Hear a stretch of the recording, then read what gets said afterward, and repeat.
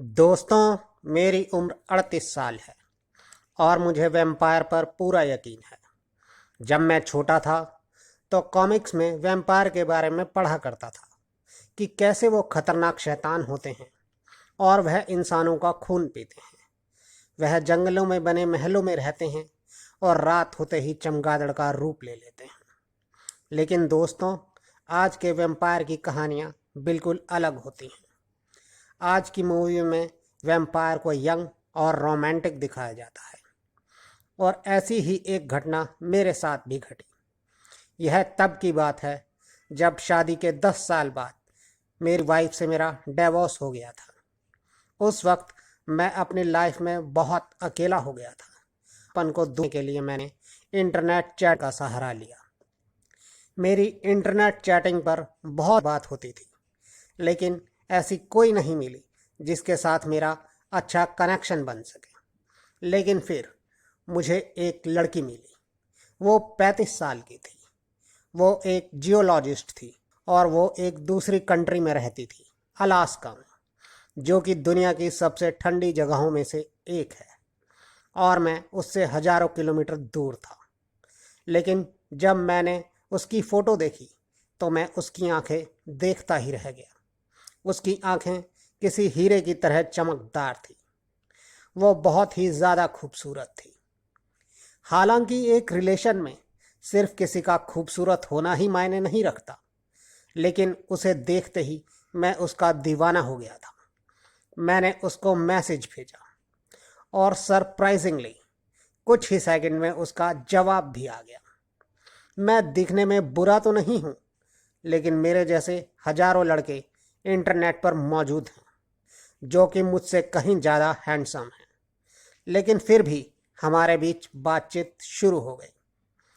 हमने पूरी पूरी रात एक दूसरे से बात की, हमारी फैमिली से लेकर हमारे पुराने रिलेशन, हमारे फ्यूचर प्लान और कैरियर के बारे में हमने काफ़ी बातें की और कुछ ही दिनों में हम दोनों एक दूसरे को अच्छे से जान चुके थे। और फिर अगले कुछ दिनों में मैं फैसला ले चुका था कि चाहे वो मुझसे कितनी भी दूर हो, मैं उससे मिलने ज़रूर जाऊंगा। और फिर एक शाम चैट करते हुए मैंने उसे बताया कि मैं अगले हफ्ते फ़्लाइट बुक कर रहा हूँ तुमसे मिलने आने के लिए, पर उसने मना कर दिया। उसने मुझे बताया कि उसे एनेमिक डिसऑर्डर है, मतलब कि एक ऐसी बीमारी है जिसमें बाहर नहीं निकल सकती, क्योंकि दिन में सूरज की रोशनी में उसकी स्किन जलने लगती है। उसने बताया कि उसे दिन में घर से बाहर निकले सालों हो चुके हैं। उसने बोला कि हम बहुत दूर हैं और हम सिर्फ दोस्त के अलावा और कुछ नहीं हो सकते। मुझे बहुत दिनों बाद पहली बार किसी से अच्छा कनेक्शन फील हुआ था। मैंने उसको बोला कि मुझे तुम्हारी बीमारी से कोई फ़र्क नहीं पड़ता, मैं बस तुमको एक बार अपनी आंखों से देखना चाहता हूँ। उसके बाद मुझे उसका कई घंटों तक कोई रिप्लाई नहीं आया। उसने मुझे अपना फ़ोन नंबर भी दे रखा था। मैंने वो नंबर मिलाने की भी बहुत कोशिश की और कई बार मिलाने के बाद आखिर उसने अपना फ़ोन उठाया। उसने मुझसे सॉरी बोला और कहा कि वो ये रिलेशन आगे नहीं बढ़ा सकती, क्योंकि ऐसी बहुत सारी चीज़ें हैं उसके बारे में जो मैं नहीं जानता हूँ या समझ नहीं सकता। मैंने उससे पूछने की बहुत कोशिश की, लेकिन उसने मुझे और कुछ नहीं बताया। मुझे तो कुछ समझ में नहीं आ रहा था कि वह किसी बारे में बात कर रही है। मैंने बोला कि मुझे यह सब नहीं पता, मैं बस तुमसे मिलने आ रहा हूँ। फिर वह मुझसे बहुत रिक्वेस्ट करने लगी कि मैं वहाँ ना आऊँ। वह बोली कि वो और उसकी बहनें अपने फादर के साथ रहती हैं और उसके फादर बहुत ही ज़्यादा गुस्से वाले हैं और अगर मैं वहाँ आ गया तो बहुत ही बुरा होगा। उसकी बात सुनकर मुझे उससे मिलने का और ज़्यादा मन करने लगा। मैं बिल्कुल किसी हीरो की तरह उसको उसके जालिम बाप से बचाने के ख्वाब देख रहा था। उसने मुझे अपना पूरा एड्रेस तो नहीं बताया था, लेकिन अपने छोटे से शहर का नाम ज़रूर बताया था, जिसमें कुछ मुट्ठी भर लोग ही रहा करते थे। और मुझे पूरा यकीन था कि मैं कैसे ना कैसे उसको उस शहर में ज़रूर ढूंढ लूँगा। और फिर मैंने अगले हफ्ते के लिए फ़्लाइट बुक कर दी। मैं वहाँ जाने के लिए बहुत ही ज़्यादा एक्साइटेड था। और फिर फ़्लाइट का दिन भी आ गया। सफ़र बहुत ही लंबा था और वहाँ जाने के लिए मुझे 3 फ़्लाइट बदलनी पड़ी थी। मैं पूरे सफ़र में बिल्कुल नहीं सोया था, क्योंकि मैं उससे मिलने को लेकर काफ़ी ज़्यादा एक्साइटेड था। और फिर आखिर में मैं उसके शहर पहुंच गया। और फिर वहां पहुंचकर मैंने टैक्सी ली। उस जगह बहुत ज़्यादा ठंड थी। मैंने टैक्सी वाले को उसकी फ़ोटो भी दिखाई। टैक्सी वाले ने कहा, उसको यह चेहरा जाना पहचाना तो लग रहा है, लेकिन उसको ठीक से नहीं पता। उसने बोला कि वो रास्ते में मुझे एक जनरल स्टोर पर ले जाएगा।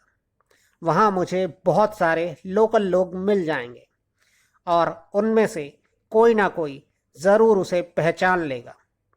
उस स्टोर में पहुंचकर मैंने बस स्टोर के मालिक से ही पूछा था और उसने उसको पहचान लिया।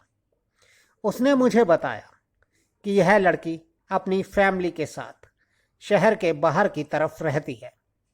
उसने मुझे वहाँ जाने के लिए लिफ्ट भी ऑफ़र की और करीब 1.5 घंटे के सफ़र के बाद मैं एक 2 मंजिला मकान के सामने खड़ा था।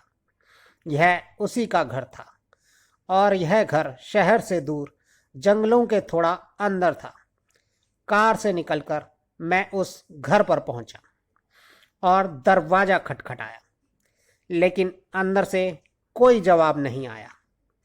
मैंने कई बार दरवाज़ा खटखटाया, पर कोई भी जवाब नहीं आया, जबकि सामने एक कमरे की लाइट भी जल रही थी। मुझे लगा शायद घर के सब लोग कहीं गए होंगे। इसीलिए मैंने वापस शहर जाकर किसी होटल में रुकने का फैसला किया। मैं उससे मिले बिना नहीं जाना चाहता था। आखिर में इतना लंबा सफ़र तय कर कर जो मैं यहाँ तक आया था। मैंने ड्राइवर को अगले दिन वापस आने को कहा। जब अगले दिन ड्राइवर वापस आया तो उसने बताया कि वह शहर ऐसा है कि वहाँ साल के 6 महीने कुछ दिन के लिए ही सूरज निकलता है और बाकी हर समय वहाँ रात ही रहती है। उसने बताया कि जिस घर में मैं गया था वहाँ जो फैमिली रहती है वो यहाँ सिर्फ 6 महीने के लिए ही आते हैं, जब उस इलाके में अंधेरा रहता है, और जब वहाँ दिन निकलना शुरू हो जाता है तो वो लोग वहाँ से वापस चले जाते हैं। उसने बताया कि वह लोग कभी बाहर नहीं निकलते और ना ही किसी से बात करते हैं, और वहाँ के सब लोग उनको वैम्पायर फैमिली के नाम से बुलाए। मुझे उसकी बात सुनकर बहुत गुस्सा आया, क्योंकि मुझे उसकी बीमारी के बारे में पता था और अगले दिन भी किसी ने दरवाज़ा नहीं खोला। अब मुझे बहुत बुरा लग रहा था, क्योंकि मैं उससे मिले बिना वापस नहीं जाना चाहता था। अगले दिन अपनी फ़्लाइट से पहले मैं फिर उसके घर पर जाना चाहता था, लेकिन वहाँ मौसम ख़राब हो रहा था और मुझे फ़्लाइट भी पकड़नी थी। इसीलिए मैं बिना उसके घर गए वापस अपने घर आ गया। सच बताऊं तो मैं बहुत ज़्यादा उदास था और मैं बहुत ही ज़्यादा बुरा फील कर रहा था। अलास्का पहुंचते ही मैंने उसको बहुत सारे मैसेज भी किए थे और वहाँ से वापस आने तक मैं उसको मैसेज करता रहा था, लेकिन उसका कोई भी जवाब नहीं आया था। और फिर तकरीबन 1 हफ्ते बाद मुझे उसका आखिरी मैसेज आया। मैंने तुमको बोला था ना कि यहाँ मत आना, मेरे फादर तुमको मार देंगे और मुझे भी कड़ी सज़ा मिलेगी। तुमने मेरी फैमिली के बारे में जो भी सुना है वो झूठ नहीं है। मैं इंसान नहीं हूँ। तुम्हारा दिल तोड़ने के लिए मैं माफ़ी मांगती हूँ। और फिर इसके बाद उसका कभी कोई मैसेज नहीं आया। दोस्तों, अब चलते हैं आज की अगली कहानी की तरफ। मेरा नाम सिया सिंह है और मैं इटावा से हूँ। एक बार की बात है, हम सब लोग अपनी दादी के यहाँ घूमने गए हुए थे। वैसे मेरी दादी अब इस दुनिया में नहीं है और हमें वहाँ अपनी छुट्टियाँ बिताना अच्छा लगता था। जैसा कि हमें पता था, हमारे घर के पीछे वाले घर में एक औरत ने खुद को आग लगाकर अपनी जान दे दी थी। पर हमने सुना था कि अक्सर वह हमारी छत पर टहलती दिखाई देती है और उसकी परछाई हमारे सामने वाली दीवार पर पड़ती है। ये सब बातें हमें हमारे चाचा के लड़कों ने बताई थी।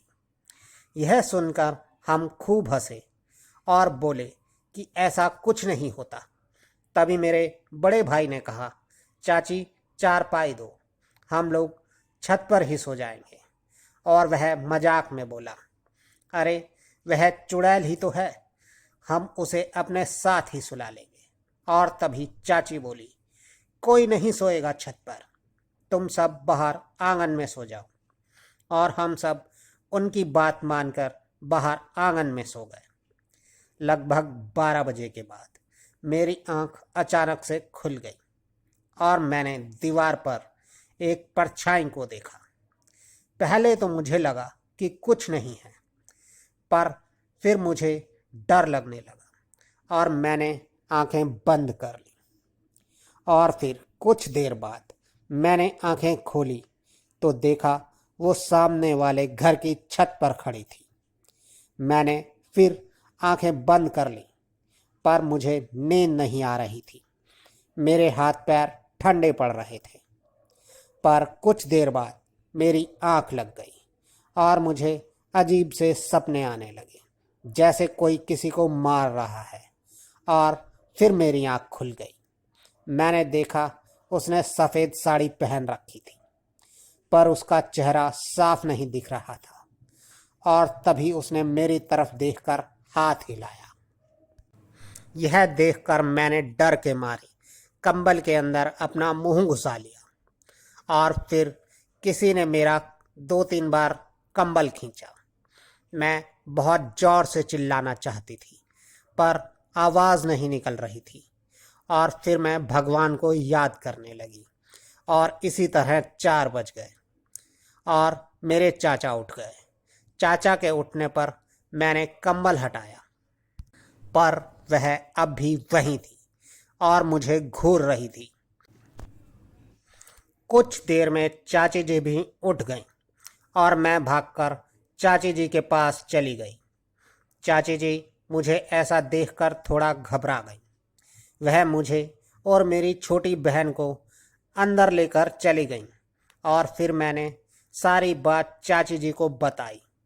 उन्हें कर साफ पता रहा था कि मेरी बात सुनकर चाची जी भी डर गई हैं, पर वह मुझे ऐसा दिखा रही थी कि जैसे उन्हें बिल्कुल डर नहीं लगा। यह बात मैंने चाचा जी को भी बताई कि वह अब भी वहीं पर खड़ी है। मेरी बात सुनकर वह मुझे बाहर ले गए और बोले, देख यहाँ पर कोई नहीं है। पर वह मुझे अभी भी साफ साफ दिख रही थी। लेकिन फिर मेरे देखते ही देखते वह अचानक से गायब हो गई। इस घटना के बाद से मैं चाचा जी के घर ज़्यादा नहीं जाती, और अगर कभी जाती भी हूँ तो हमेशा अंदर ही सोती हूँ। बस इतनी सी ही थी मेरी यह कहानी। दोस्तों, आपको हमारी ये कहानी कैसी लगी कृपया कमेंट्स बॉक्स में ज़रूर बताएं। और अगर आप भी हमें अपनी कोई कहानी भेजना चाहते हैं तो डिस्क्रिप्शन बॉक्स में हमारा व्हाट्सएप और टेलीग्राम का लिंक है, जिस पर आप हमें अपनी कहानी भेज सकते हैं। हम उसे अपने शो में ज़रूर शामिल करेंगे। तो जल्द ही आपसे फिर मुलाकात होगी, तब तक के लिए गुड बाय। दोस्तों, अब चलते हैं आज की अगली कहानी की